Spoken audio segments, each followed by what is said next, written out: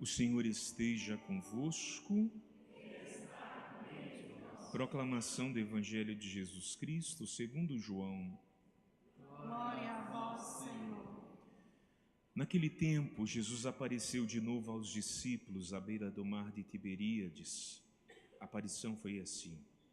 Estavam juntos Simão Pedro, Tomé, chamado Dídimo, Natanael de Caná da Galileia, os filhos de Zebedeu e outros 2 discípulos de Jesus.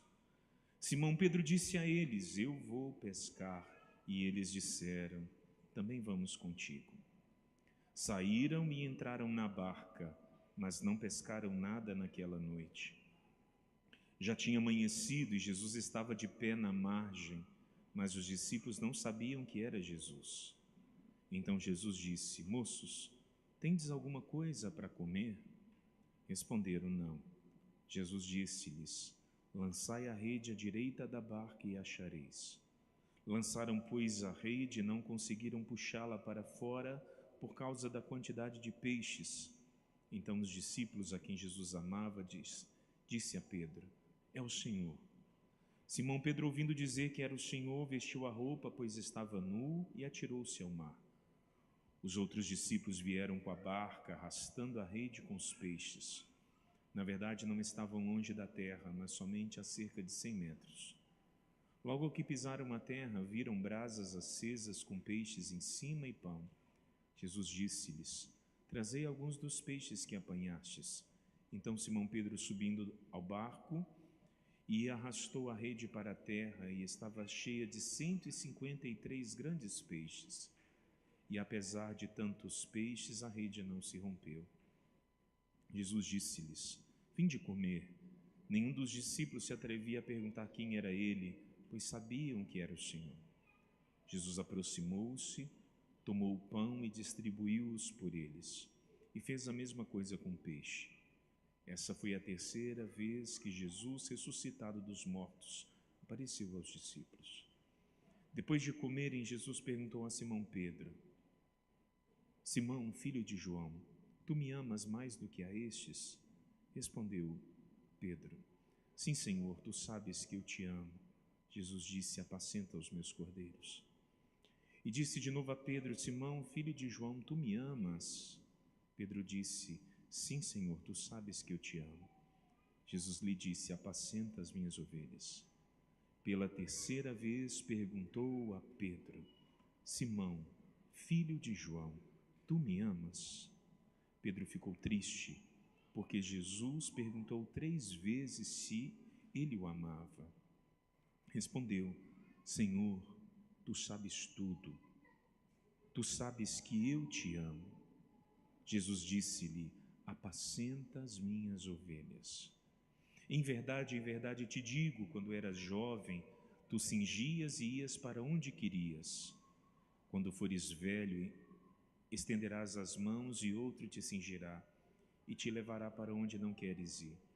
Jesus disse isso, significando com que morte Pedro iria glorificar a Deus, e acrescentou: Segue-me. Palavra da salvação. Glória a vós, Senhor. Louvado seja nosso Senhor Jesus Cristo. Para sempre seja louvado. Amados irmãos e irmãs, hoje nós temos 3 textos de uma grandeza muito grande. A gente tem a experiência forte e viva da pregação dos apóstolos, do início da igreja, e isso é uma experiência profundamente pascal de Cristo ressuscitado. A gente tem livro de Apocalipse, com toda a imagem simbólica e literal que João conseguiu dar e escrever, né? Acerca das igrejas, acerca do mistério também da vida e a perseguição que, sobretudo, os primeiros cristãos viveram no primeiro século e mantiveram-se firme, né, em meio a esse mistério. É aquilo que a gente entende hoje, liturgia e vida, né? A vida litúrgica, o que nós celebramos, na verdade, nós vivemos. O que nós vivemos, nós celebramos porque acreditamos. Tudo isso nós encontramos na carta, né, de Apocalipse. Mas a gente tem a beleza e a grandeza desse Evangelho de João, que é um texto muito simples e ao mesmo tempo muito caro a toda a igreja, sobretudo a nós nesse tempo pascal. E eu queria me deter a esse texto. A gente tem alguns elementos, né? Eu não sei se vocês lembram, mas claro que lembram, mas quando o nosso Senhor chamou os discípulos, eles estavam também pescando, lembram disso? E eles tinham fracassado naquela noite, lembram disso? Pescado a noite toda e não tinham pescado nada. E nosso Senhor aparece e diz para eles lançarem à direita, andarem um pouco mar adentro, né? Até a expressão em latim, do que em alto, avança para o mar profundo. E eles pescaram também uma quantidade enorme de peixes. E depois de regressarem ao mar, Cristo, naquele dia, né, ali na beira do mar de Tiberíades, Galileia, olha nos olhos de Pedro, de João, Tiago, André e diz: segue-me. E eles foram viver a aventura de seguir aquele homem. E por 3 anos eles caminharam com o Mestre. E o Mestre foi revelando muitas coisas, sobretudo a paixão. E aqui nesse texto, a gente encontra os discípulos vivendo um momento onde eles não tinham absorvido ou assimilado tudo o que tinha acontecido. Nós estamos falando em dias seguintes ao mistério da ressurreição, da paixão. Então a ressurreição ainda não era clara para os discípulos. Embora ele tinha dito que ia ressuscitar, mas eles ainda não tinham compreendido de tudo. Mas existe um elemento que pode passar despercebido, porque eles voltam a pescar, eles voltam para a vida velha. O Senhor tinha dito para eles: de agora em diante serás pescador de homens. E aqui é o primeiro aspecto que eu queria trazer para a nossa vida. Quando a gente encontra o Senhor, é daqui para frente. Não dá para voltar. Não dá para andar para trás, né? Uma redundância. Não dá para poder querer viver as coisas antigas. É preciso olhar adiante. Se o Senhor nos chama a ir adiante, se o Senhor nos convoca a ir adiante, é ir adiante. O Senhor tinha dado uma nova missão para aqueles homens. O que eles fizeram? Eu vou pescar. E os outros: nós vamos com você. Voltaram a fazer as coisas antigas, o que eles sabiam fazer. E naquele momento também não pescaram. E nosso Senhor aparece, diz o texto, ele estava de pé na margem, eles não o reconheceram, porque o aspecto do corpo glorioso é diferente. Jesus tinha um aspecto diferente, eles não perceberam. Mas, no entanto, Jesus diz: lança a rede, e diz a palavra que eles lançaram. E eles não foram capazes de puxar. Faltou força, porque a rede se encheu demais. Um segundo aspecto que eu queria chamar a vossa atenção nessa noite, meu irmão, minha irmã, é sobre o aprendizado da escuta. Ao longo dos 3 anos, os discípulos aprenderam a escutar o Mestre. Eles não o reconheceram da forma de ressuscitado. No entanto, eles reconheceram a voz dele. Que voz você tem escutado na tua vida? A dos outros? A do mundo? A tua própria? Ou a de Deus? A do Mestre? A quem você tem escutado? Os discípulos, mesmo em meio à confusão, eles ouviram: lança as redes. E nosso Senhor faz novamente o milagre. Ele está lá, né? É imagem bonita, né? Brasa, pão, peixe, uma refeição. Para poder dizer que Ele é gente, Ele continua sendo pessoa, Ele continua estando presente nas nossas vidas, na vida como ressuscitado, na vida daqueles homens naquele instante. E depois nosso Senhor, Ele chama Pedro, e aqui está o ponto forte do Evangelho hoje. Ele chama Pedro E eles começam a caminhar na praia. Vamos pensar, a mesma praia que Pedro tinha escutado a voz do Senhor de novo. E ali naquele momento, né, só os dois, nosso Senhor pergunta para Pedro: Pedro, tu me amas? Para nós é um pouco distante esse texto, mas houve um tempo que Bento XVI, com muita clareza, usou desse texto para resgatar na sua encíclica Deus Caritas Est, sobre o amor de Deus. E ele falava-nos das instâncias do amor de Deus. E eu queria tentar não repetir, porque é longo, né? Depois, se tiverem a curiosidade de ler, mas é caro.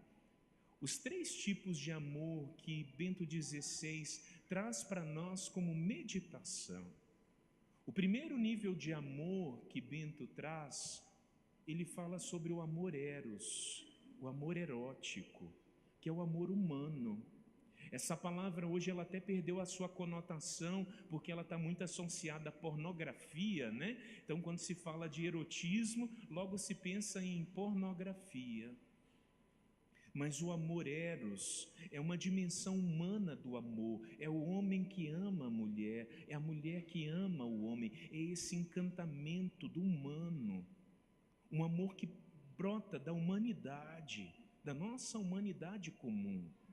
E é um amor que ele é bom na sua essência, porque ele faz parte da vida humana, ele faz parte da nossa condição, da nossa natureza, e ele foi deturpado pelo pecado, ele foi como que manchado pelo pecado, pela condição do pecado, e a gente sabe os estragos. Quando se fala de erotismo hoje, logo se pensa em pornografia. Ou estou mentindo? Não? Ou sim? Não estou mentindo. Ok, isso mesmo. Não, a resposta é não. Pois bem, o segundo amor é o amor filia, que é o amor de amizade. Eu amo, mas eu amo com um pouco de condições. Eu te amo, mas isso em você eu não gosto. Então eu te amo até aqui.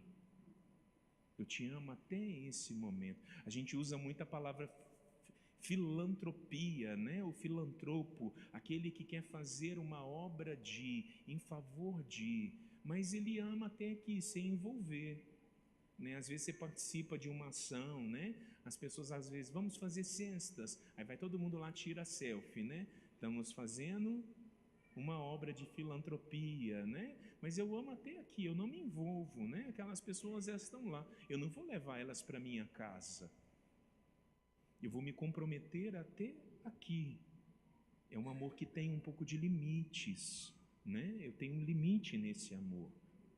Mas existe o amor ágape, vai dizer Bento XVI, que é o amor capaz de dar a vida, é o amor de Cristo, é o amor sem condições. Eu te amo, até mesmo no teu pecado. Eu não gosto disso em você, mas eu te amo, até com essa falha, até com esse limite, até com essa realidade. E esse é o amor que nós somos chamados a amar. Nosso Senhor no texto começa, a gente não percebe porque o texto está em grego, né? E para nós a gente escuta a tradução em português, né? Mas nosso Senhor ele começa perguntando a Petros, né? Pedro em grego, agapomenes, quer dizer, ama-me com amor ágape. E Pedro responde, filioque te Cristo, eu te amo com amor filia, eu só consigo te amar até aqui. Nosso Senhor pergunta de novo, agapomenes Petros, me amas com amor divino? Pedro de novo, filioque te Christos, eu te amo com esse amor que eu tenho. E nosso Senhor na terceira vez ele desce, ele pergunta então a Pedro, filioque me Petros. E aí Pedro chora, que ele começa a entender o que o Senhor está dizendo, e ele diz, é assim que eu te amo, Senhor, tu sabes tudo, hoje eu tenho esse amor.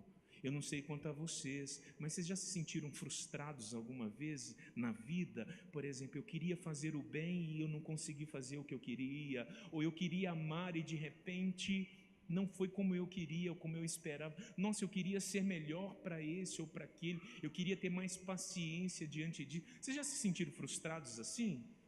É o drama de Pedro hoje. Hoje eu tenho esse amor, mas nosso Senhor nos coloca em movimento, porque o texto continua, né? E Pedro vai ouvir de nosso Senhor: segue-me tu, novamente seguindo, deixa a rede, seja pescador de homens. É um movimento, amar é um aprendizado. Ninguém aprendeu a amar, nós estamos aprendendo. Ninguém sabe o todo do amor, nosso Senhor sabe, mas Ele nos disse: amai-vos como eu vos amei. E qual é o amor de Deus? O amor ágape. Esse é o amor, essa é a medida do amor. Nós estamos na escola, eu e você. A gente tem que sentar na carteira, a gente tem que pegar o livro da vida, a palavra, nós temos que aprender. E vai ser uma lição, 2, 3, ou alguém aqui já sabe amar por completo? Já? Estamos aprendendo, não estamos? E que bom que estamos juntos. E a gente não pode parar nas nossas frustrações. Nós não podemos parar nos nossos limites. Somos feridos? Somos. Nos machucamos nessa aventura de amar? Machucamos. Somos traídos? Somos. Nos enganam? Enganam. Tantas coisas acontecem. Esquecem porque a gente tem aquela expectativa, né? Vão olhar, vão me perceber, vamos ver, e nem sempre.